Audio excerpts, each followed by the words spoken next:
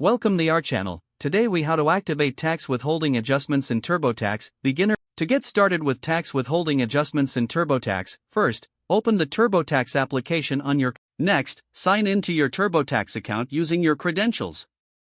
Once you're logged in, find and click on the Federal tab, usually located in the top navigation menu.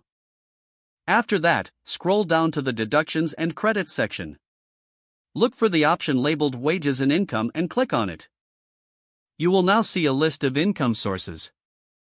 Locate the section related to W-2 income. Click on Edit next to your W-2 income entry. If you have multiple W-2s, ensure you're editing the correct one.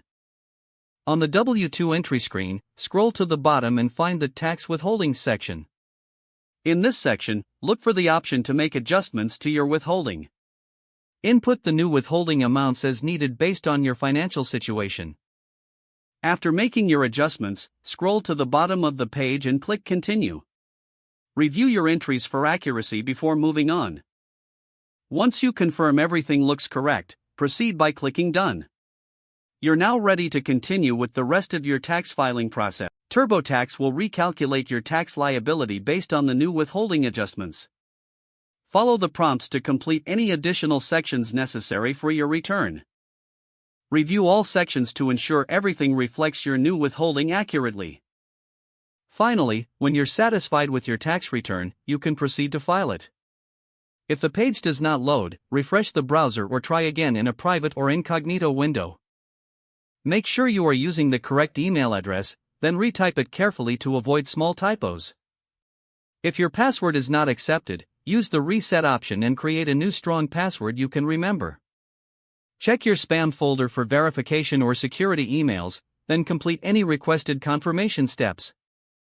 Enable two-factor authentication if available to improve account security and reduce unauthorized access risk.